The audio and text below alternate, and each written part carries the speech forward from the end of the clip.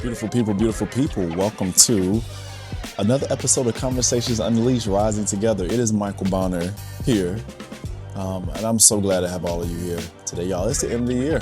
We have about 2 weeks left. Christmas is next week. I am currently in Norfolk Airport, and I know this podcast is being released late on a Monday or early Tuesday morning. Explain to you why. My mother announced her retirement. She's officially retiring as a school counselor, and some of her coworkers reached out and said, "Hey, we're throwing a surprise party next week. Can you pull up?" So, y'all, I have a speech tomorrow, but I could not miss this opportunity, not only just to come down here to surprise her, but to also dedicate this episode to her, to paint a little bit more color for y'all on how blessed I am to have an incredible mom, but more importantly, how powerful just making one single decision can change the trajectory, not only just your life, but your family's life. All right, so we're going to hop into this episode today. I'm going to give you some vulnerable details about my family and the upbringing and stuff that I've had and why her retiring is such a monumental moment. And if you're watching on YouTube, I'm here on the floor in the airport with these 6'5" legs of mine. If you're listening for the audio experience, please forgive any orchestra that you hear in the background. People are ready. They are ready. But we're going to have some fun today. All right, so let's get into it. Let's go.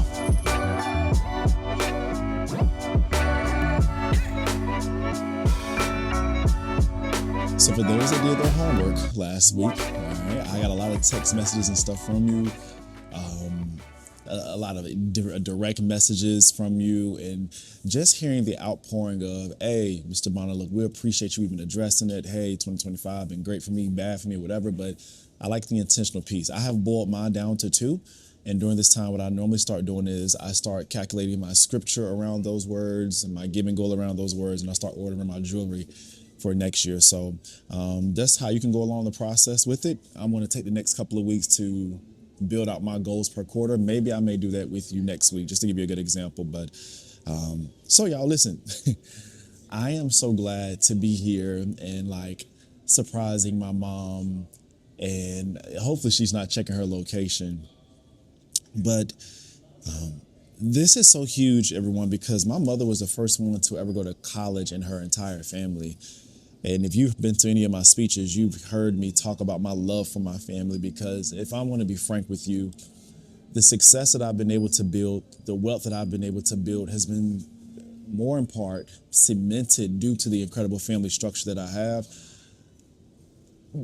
My family has never put pressure on me in regards to, having to show up for events, or you have to do this, son, or you have to give me this money. Like, they have never done that. And I'm so grateful. But today I want to focus on my mom.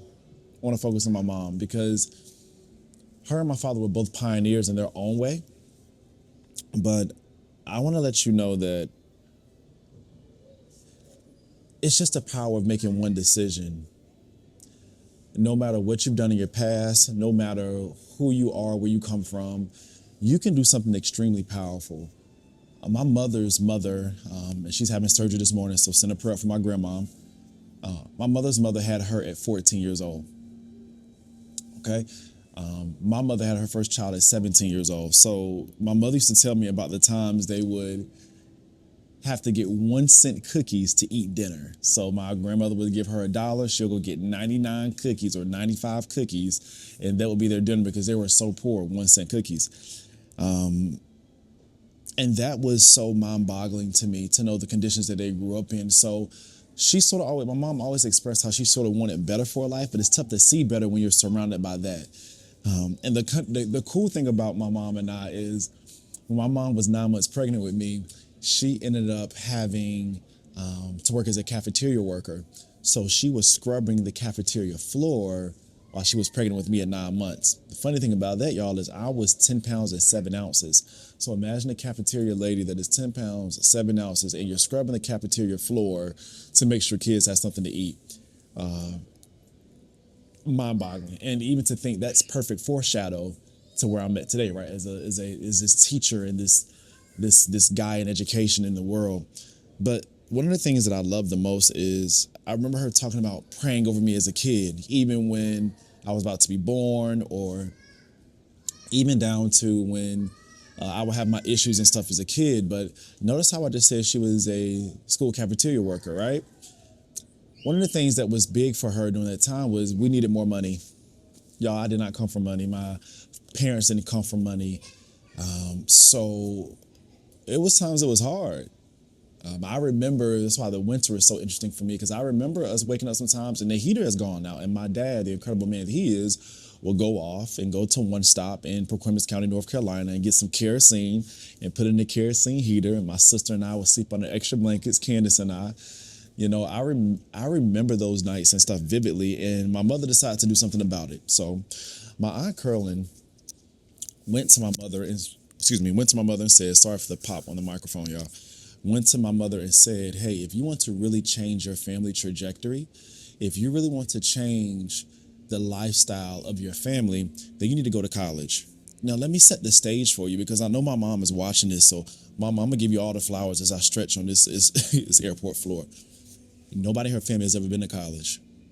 How do you tell somebody to do something that you have never even done yourself or you have done before? All my Aunt Curlin was telling my mom to do is what she saw other successful people do. So, y'all, my mom, with a husband and 3 kids at the age of 30, decided to go back to college.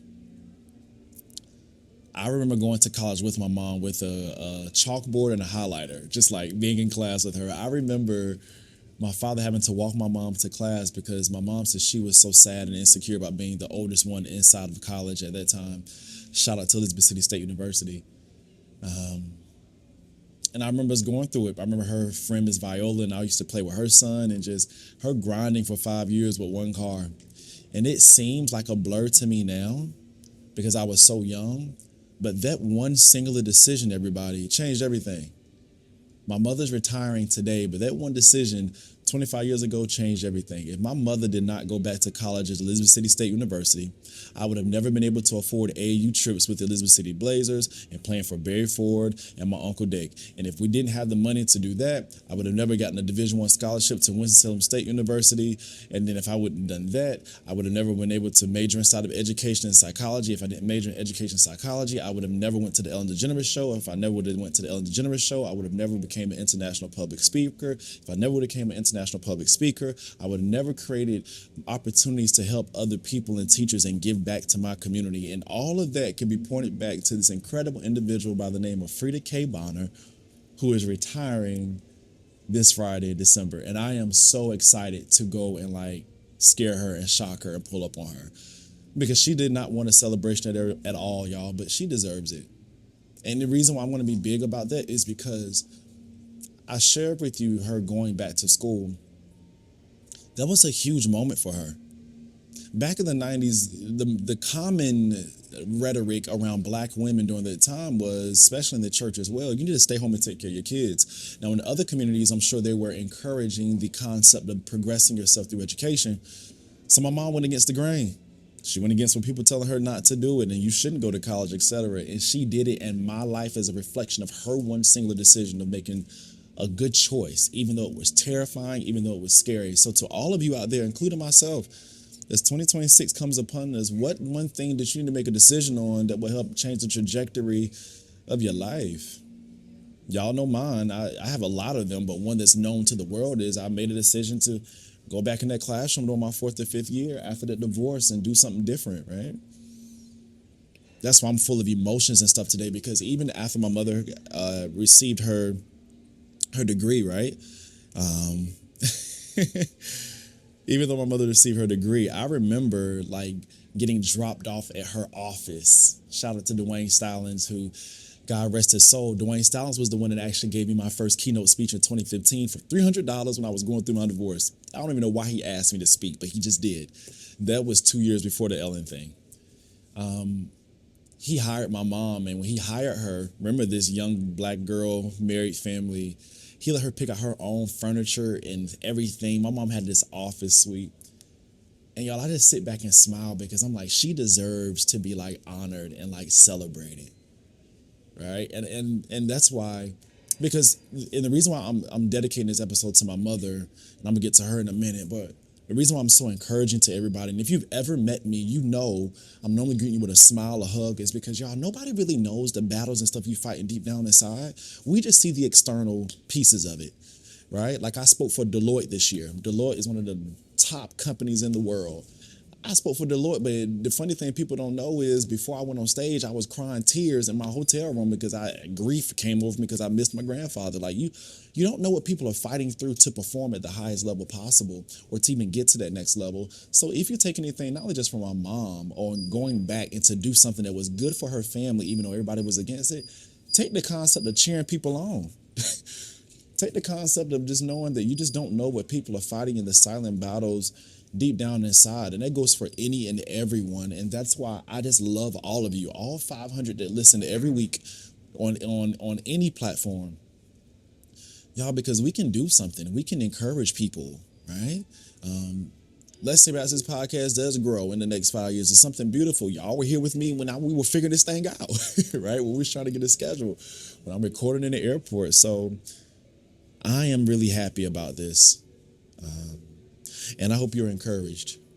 I hope you are encouraged to step out and do something big in 2026. Even as I'm sitting here and watching them do construction on Norfolk International Airport, I'm thinking about how I just want to just live and do it well in 2026. And my word will align to that. My word will align to that. So I know we've gotten through this. And I'm so grateful for this. And I want to leave this final message to my mom. Mom, I know that you are retiring this Friday, and we are so proud of you. You have talked to me frequently over these past couple of weeks and months about this big decision, and you have been fearful because we can't point to anybody in our family that retired.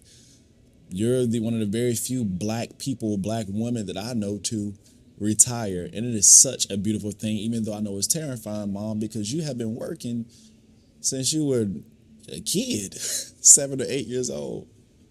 But look at you. You climbed yourself up out of poverty. You and Dad joined together at 43 years of marriage, raised 4 beautiful kids, 5 beautiful kids. You have a whole football team and basketball team of nieces and nephews or grandchildren. Mom, I'm so proud of you.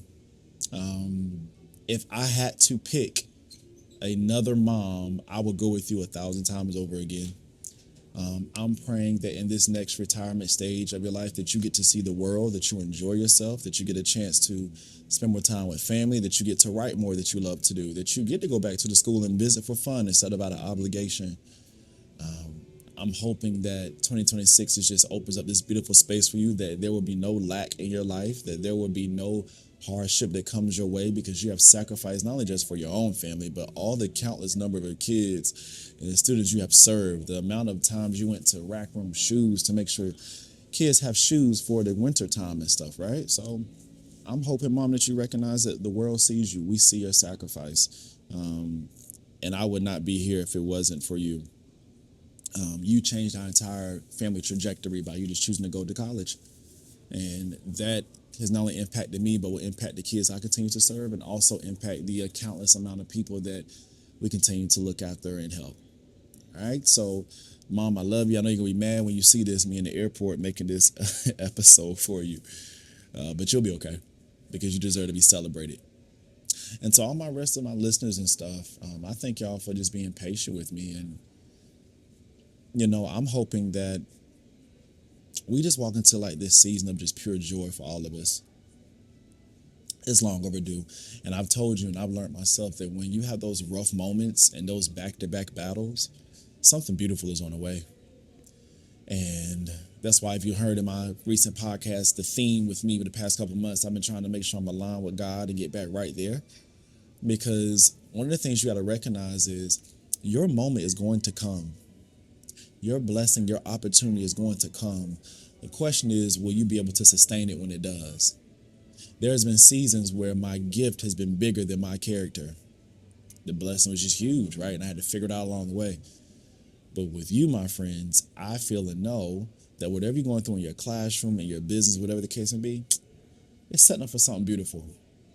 And as I began to reflect, I was dealing with my students this past couple of days and just the amount of growth and stuff that we're going to have to make over this next year or so with the different dynamics in the world. I'm looking forward to it. It's going to be a challenge, but that's what makes it great, and that's what gives me the fuel to plan better speeches and things like that. So I love all of you dearly. I'm not going to overrun this thing, but just please know I'm so happy and I'm so proud of my mom. And I'm so happy and proud of all of you that's continuing to fight, even though I don't even know the necessary struggles you're going through. But just know I'm rocking with you. All right.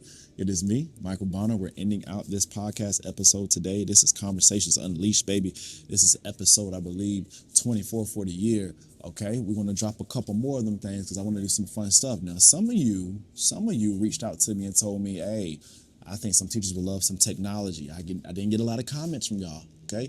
I didn't get a lot of comments from y'all. So I need y'all to let me know what a teacher would like. But in the meantime, just continue to be great and be awesome. And thank you for following me along this journey. All right, we're going to stay consistent with it and keep it going. And you know me, never forget, legacy of a life. Peace.